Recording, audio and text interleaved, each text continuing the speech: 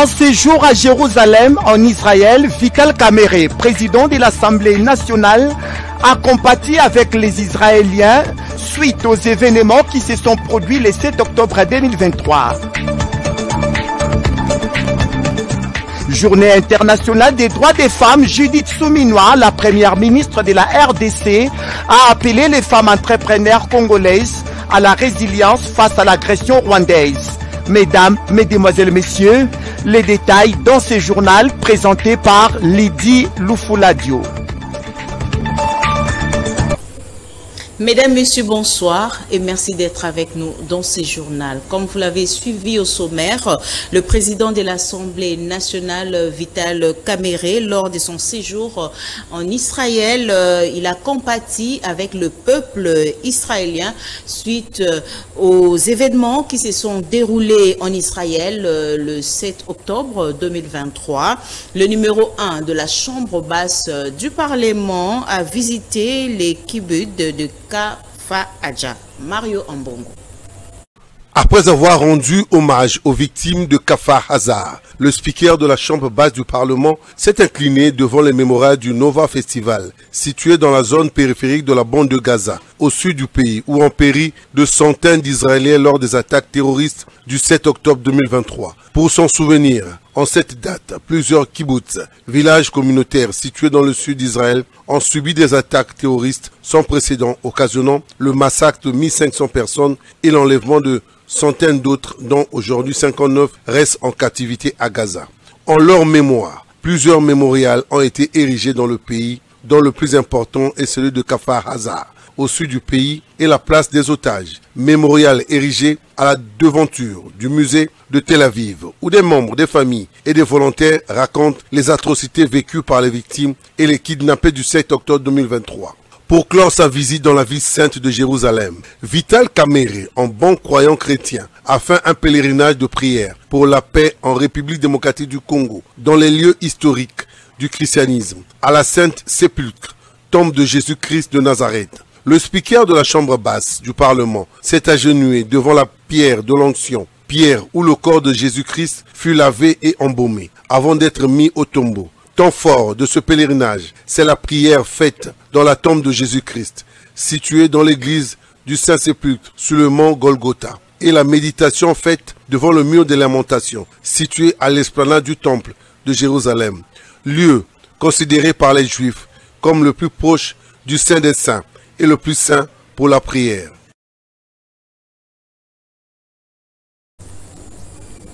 Judith Suminwa, première ministre, au cours de la journée des droits de femmes, a appelé les femmes entrepreneurs congolaises à la résilience face à l'agression rwandaise. L'hôtel Pullman a servi de cadre pour cet événement. Suivant cet élément de Jules Boulembi Mansanga. À l'occasion de la Journée internationale des droits de femmes, la première ministre Judith Suminwa Tuluka a exprimé son soutien aux femmes entrepreneurs congolaises lors de la 11e édition du Village de la Femme organisée ce samedi au chapiteau du Pullman Hotel. Cet événement vise à promouvoir l'entrepreneuriat féminin. Judith Suminwa a salué le courage et la résilience des femmes congolaises qui continuent de se battre pour exercer divers métiers malgré l'agression du Rwanda et ses supplétifs AFC M23 dans l'Est du pays. C'était l'occasion aujourd'hui, en venant ici au village de la femme, de pouvoir démontrer que malgré tout, en République démocratique du Congo, les femmes se lèvent, elles sont résilientes, elles sont dans l'entrepreneuriat, il y en a qui font de l'agriculture, il y en a qui font de la transformation, il y en a même d'ailleurs qui faisaient du café en venant du Nord Kivu, de Goma, et ça prouve que malgré les difficultés, on a des femmes qui se lèvent et qui sont des battantes. Et c'est ça le plus important, et c'est ce message de femmes battantes que je veux transmettre en leur disant n'abandonnez pas, continuez à se battre.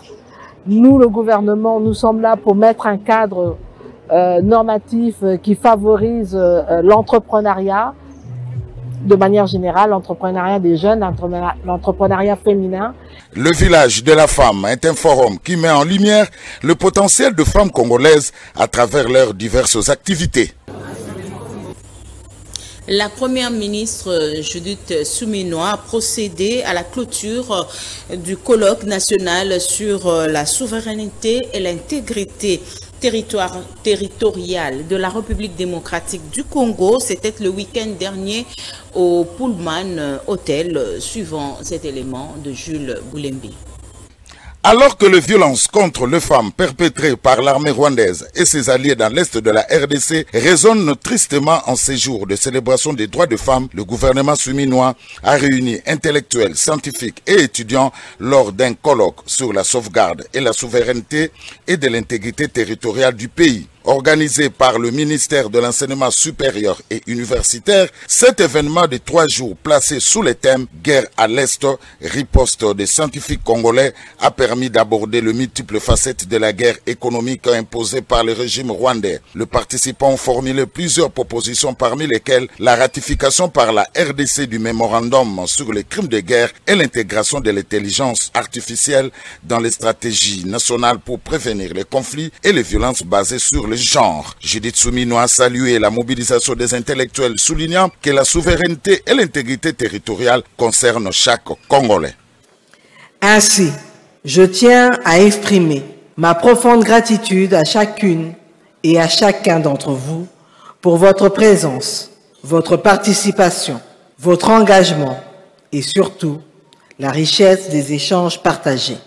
En effet, les discussions que vous avez eues au cours de ces 3 jours nous rappellent que la souveraineté et l'intégrité territoriale ne sont pas seulement des mots, mais des valeurs fondamentales qui doivent être incarnées et défendues par chacun d'entre nous.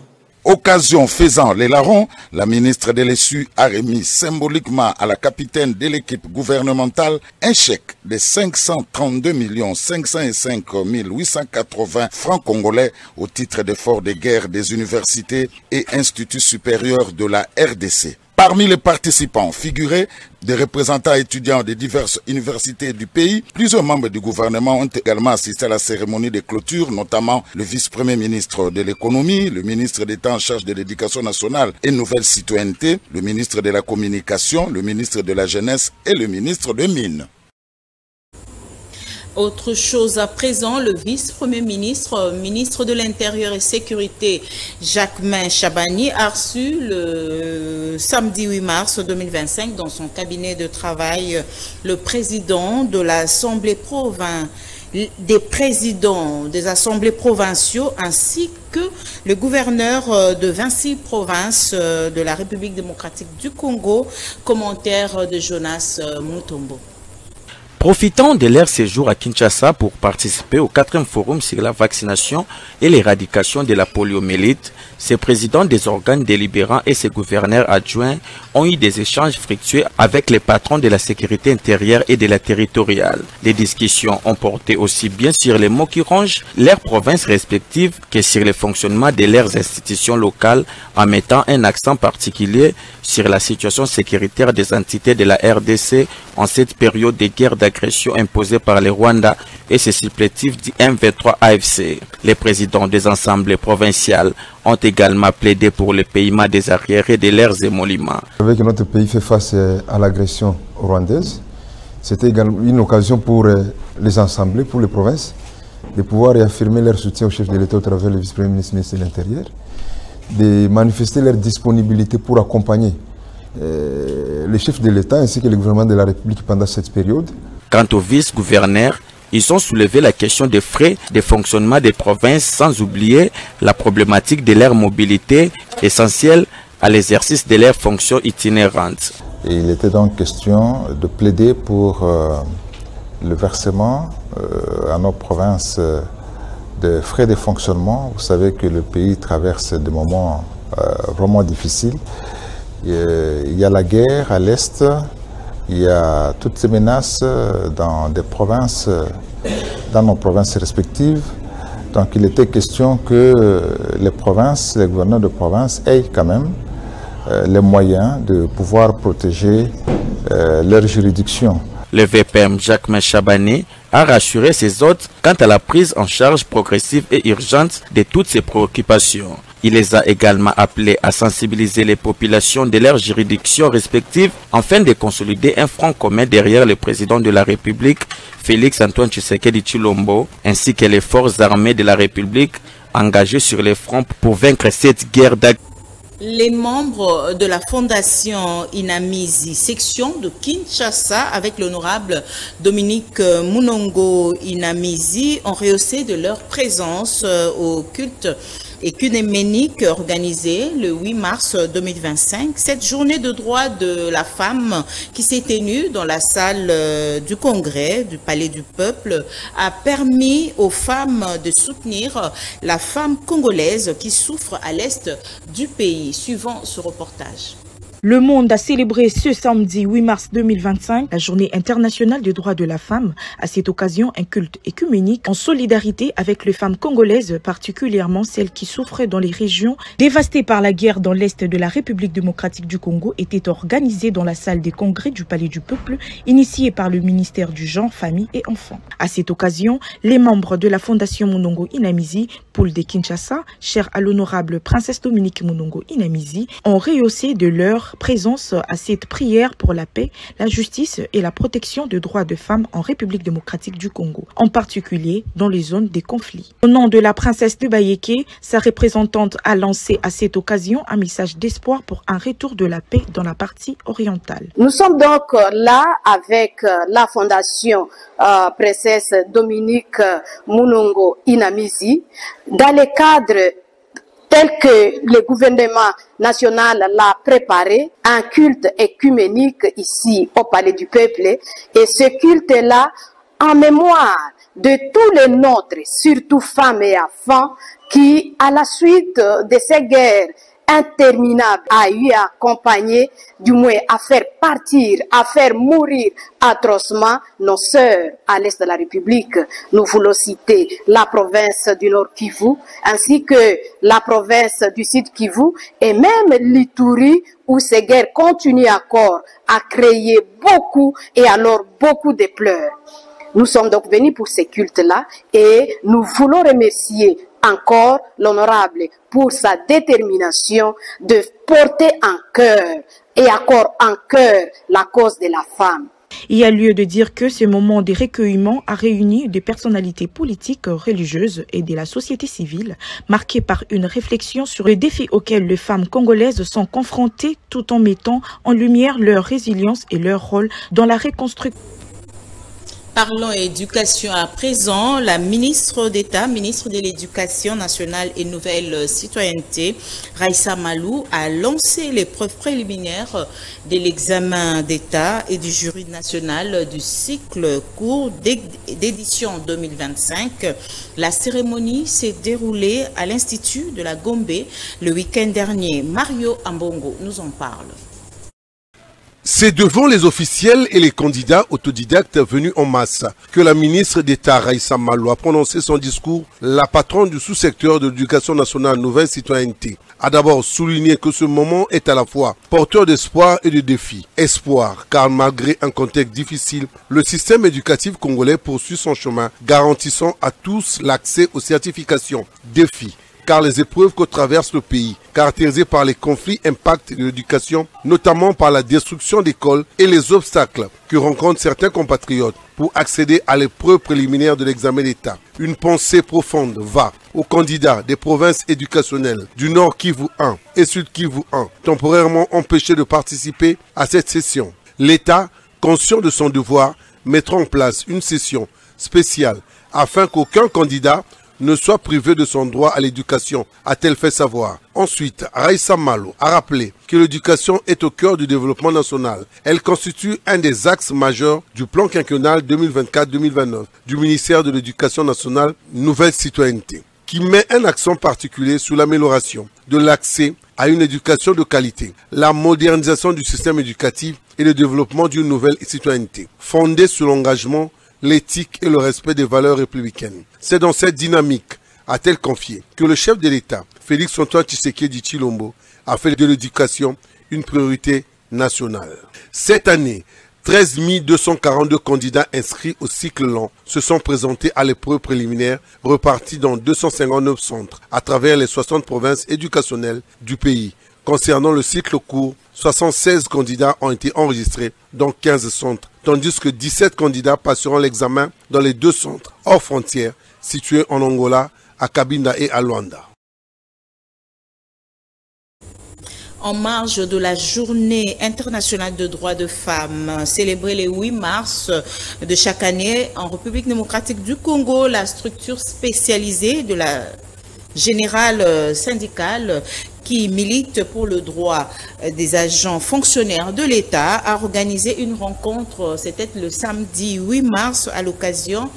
Les femmes de la GS ont dénoncé avec énergie l'agression rwandaise à l'ENOCA.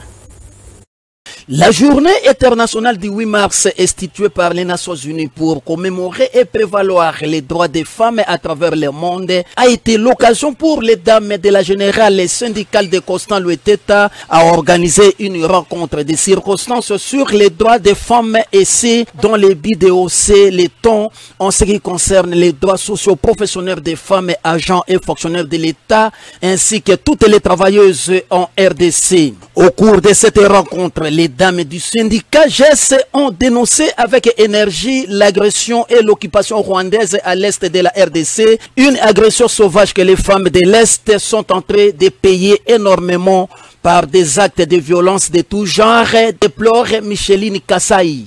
Cette commémoration du 8 mars dans notre pays, la République démocratique du Congo, intervient dans un contexte de pitié et d'amertume où notre pays, dans sa partie est, est victime d'une agression sauvage, injuste par la République serbe du Rwanda et ses supplétifs masqués M23 et AVC. En étant toutes derrière les chefs de l'État, nous soutenons les FARDC et les résistants Ouazalendo au front, afin de lutter derrière nos agresseurs. Ce jour du 8 mars ne peut pas se limiter seulement aux activités festives des jouissances, mais aussi une journée de réflexion, de partage de nos expériences dans nos milieux professionnels. Le président de la générale syndicale Constant Lueteta, qui ne cesse de soutenir les dames de son syndicat, a invité ses collaboratrices à l'unité pour faire face aux enjeux de l'heure et d'avenir.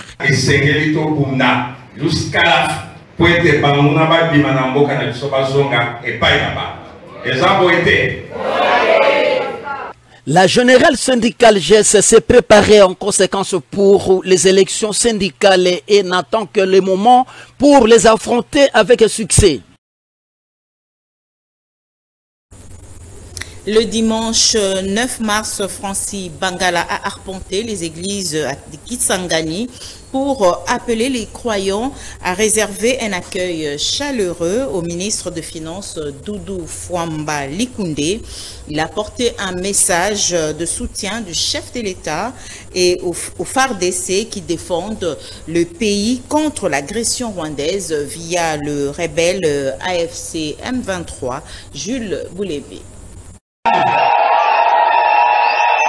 C'est un dimanche pas comme les autres pour les fidèles chrétiens de la cité des refuges qui accueillent les notables de la Tchopo. Francis Bangala Boyoma est allé sensibiliser la communauté de Molindo à Jules pour l'arrivée prochaine à Kisangani du digne fils de la Tchopo. Le ministre des Finances, Doudou Fwamba Likunde Libotaï, vient en effet en mission patriotique de livrer le message du chef de l'État, Félix-Antoine Tshisekedi Tshilombo, pour soutenir les FARDC qui défendent l'intégrité du territoire national entamé par le Rwanda et ses supplétifs du M23 AFC. Pour ce faire, les notables de la Tchopo exhortent les fidèles de la cité des refuges à réserver un accueil chaleureux au ministre Doudou Fwamba Likunde Libotaï à son arrivée à Kisangani. Francis Bangala Boyoma sollicite enfin de l'assistance, des supplications pour que le Dieu de Molindo à Jules soutienne les efforts du président de la République Félix-Antoine Tshisekedi Tshilombo pour pacifier l'ensemble du pays. Message qui semble avoir atteint son but puisque les fidèles sont déjà impatients d'accueillir chaleureusement le ministre Doudou Fwamba Likunde Libotaï. Le même message patriotique de sensibilisation, Francis Bangala Boyoma le livre aux chrétiens de la SNK à la cathédrale de la 6e avenue Bloc Sayo que le jeune notable de la Tchopo a visité.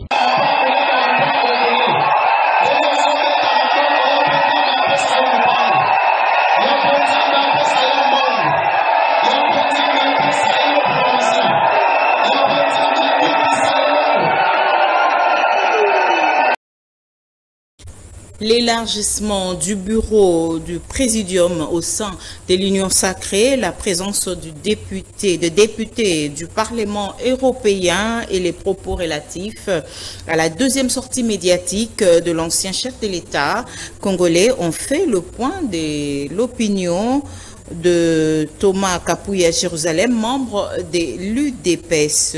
Il réagit aux questions de Jacques Bossekota. Mais par rapport à la diplomatie que son Excellence Antoine Tshisekedi Tshilombo a menée dans le monde, les donnes ont changé. Et la première chose, on a vu même dans le Conseil de sécurité, là où Rwanda était bien protégé, et il y a eu quand même les changements de donnes à propos par rapport à ce que nous parlons aujourd'hui des sanctions sur Rwanda. Et la présence de l'Union européenne, comme la délégation qui était en train de dire, ces gens-là gagnaient, avaient des intérêts sur le sol rwandais par rapport aux intérêts que l'Union européenne tirait de l'autre côté, parce qu'eux finançaient Rwanda pour achat de minerais, finançaient Rwanda pour gérer son armée, finançaient Rwanda pour plusieurs traités qu'ils avaient intérêt avec Rwanda. Et quand ils ont vu que les donnes ont changé, comme nous sommes dans un monde qu'on appelle le monde, la politique est dynamique, le monde des intérêts, ils ont vu que non, maintenant, les intérêts que ces gens-là, soit l'Union européenne tirait auprès de Rwanda, c'est arrivé au bout, soit ils vont arrêter.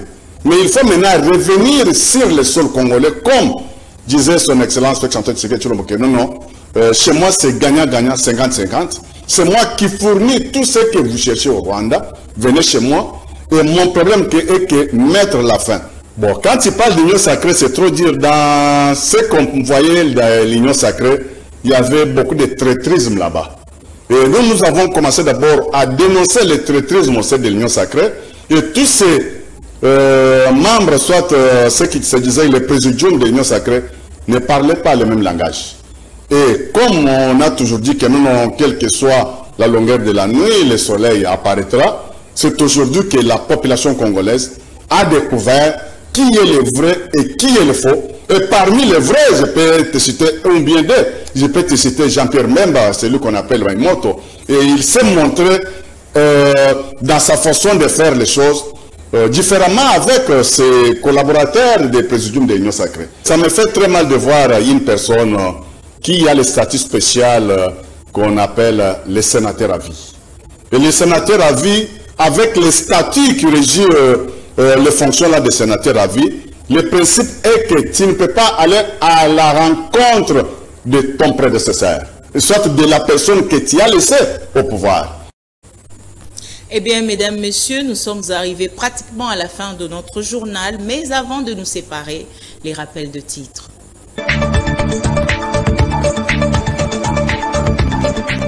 En séjour à Jérusalem, en Israël, Vital Kamerhe, président de l'Assemblée nationale, a compatis avec les Israéliens suite aux événements qui se sont produits le 7 octobre 2023.